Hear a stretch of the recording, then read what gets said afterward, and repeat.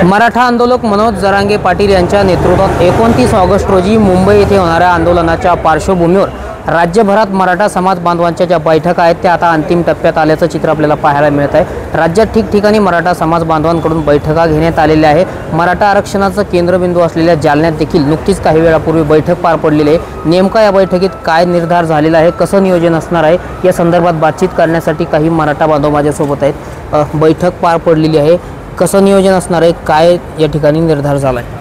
खरं पाहायला गेलं तर मनोज जरांगे पाटील यांनी मराठा आरक्षणाचा लढा उभा केला आणि मुंबईला जाण्याची घोषणा त्या ठिकाणी केली आणि महाराष्ट्रभरामध्ये गावागावामध्ये त्या ठिकाणी चावड्या बैठकाला सुरुवात झाली। महाराष्ट्रातले सगळे जिल्हे, सगळे तालुके आणि गावागावामध्ये बैठका चालू आहेत। या जालना तालुक्यात देखील आज बैठक पार पडली। जालना तालुक्याच्या प्रत्येक गावामध्ये मराठा सेवक त्या ठिकाणी पोहोचलेले असताना देखील ही तालुक्याची आढावा बैठक त्या निश्चित प्रकारे खूप चांगल्या पद्धतीने पार पडली आणि गावागावातून मराठा सेवक आणि अनंत गाड्या त्या ठिकाणी मुंबईकरता 23 तारखेला सकाळी 10 वाजता या जालना तालुक्यातून निघतील।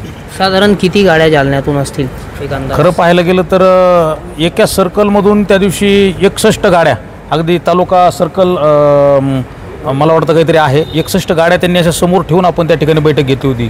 तर एका सर्कलच्या एवढ्या गाड्या निघत असतील तर जालना तालुक्यातून किती गाड्या निघतील याचा अंदाज आपल्याला त्या ठिकाणी निश्चितच 27 तारखेला सकाळी 10 वाजता येईल। हजारोच्या संख्येने त्या ठिकाणी गाड्या या तालुक्यातून निघणार आहेत। गावागावात जाऊन चावडी बैठका पार पडलेल्या आहेत, काय आव्हान बांधवांना तुम्ही केलेलं आहे?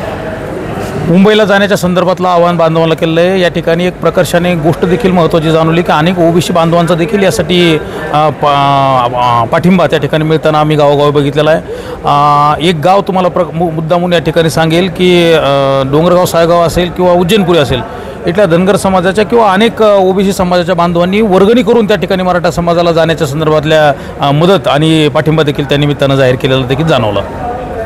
काय सांगाल, काय तो आता आंदोलन होतं आहे मुंबईला, पुन्हा एकदा चलो मुंबईचा नारा जो आहे तो जरांगे पाटलांनी दिला आहे, काय तुमचा इशारा आहे सरकारला? एवढंच सांगतो, आज जरांगे पाटलाच्या गेल्या 2 वर्षातून सातत्यानं आंदोलनातून शेवटच्या मराठापर्यंत आरक्षण काय आहे आणि आमचं आरक्षण किती खाल्लं हे सगळ्या मराठ्याच्या लक्षात आलं। त्यामुळे आम्ही आज चावडी बैठका घेतो गावात। असा भरपूर प्रतिसाद मिळतो की मागच्या वेळेस आम्ही आलो नव्हतो, ह्या वेळेस आम्ही प्रत्येक घरातून लहान म्हणजे 16 वर्षाच्या मुलापासून तर 80 वर्षाच्या म्हाताऱ्यापर्यंत सज्ज झाले आहे। कारण आज ह्या लढ्याचा तीव्र स्वरूप सरकारनं लक्षात घेतलं पाहिजे आणि आरक्षण ओबीसीतून लवकर दिलं पाहिजे। आरपारची लढाई असल्याचं जरांगे पाटील सांगतायत, काय म्हणाल तुम्ही? मनोज दादांनी या मुंबई वारीच्या संबंधानं बोलताना समाज बांधवाला विनंती केली की ही लढाई आर आणि पारची, म्हणजे ही लढाई माझी शेवटची लढाई आहे। एकतर मराठ्यांच्या आरक्षणाची विजय यात्रा निघेल, नाहीतर मनोज जरांगेची अंत्ययात्रा निघेल। जरांगे पाटलाच्या तोंडातून हे वाक्य बाहेर पडताना त्यांच्या डोळ्यात पाणी जे आले ते कोट्यावधी मराठ्यांनी पाहिलेलं आहे आणि त्या जरांगे पाटलाच्या डोळ्यात आलेल्या पाण्याचा आम्हाला त्या ठिकाणी फलित करायचं आहे आणि त्यामुळे आम्हाला मुंबईतून या ठिकाणी आरक्षण घेतल्याशिवाय माघारी परतायचं नाही। तशा पद्धतीनं आम्ही तयारीसुद्धा केलेली आहे। आम्ही गावोगावी गेल्याच्यानंतर आम्ही नियोजन बैठका, चावडी बैठका यासाठी घेतो की त्या गावात जाऊन आम्ही नियोजन करावं। त्या गावचे लोक आम्ही गेल्यावर म्हणतात की आमचं तुमच्या अगोदर नियोजन झालेलं आहे, पण 10 गाड्याचं आमच्या गावचं नियोजन झालं, तुम्ही आले अजून 5 गाड्या वाढवू, तुम्ही आले अजून 10 गाड्या वाढवू।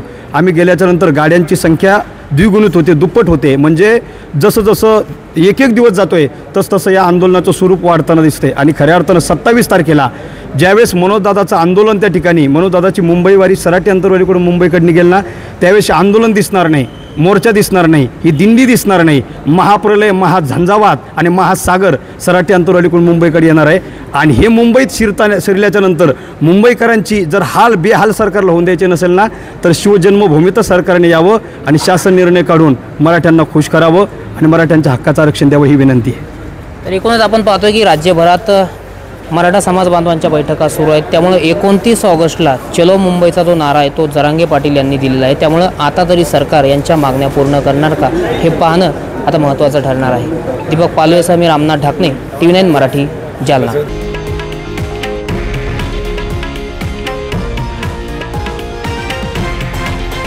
हे आहे देशातील नंबर 1 न्यूज नेटवर्क आणि आपण पाहत आहात TV9 मराठी, एकमेव।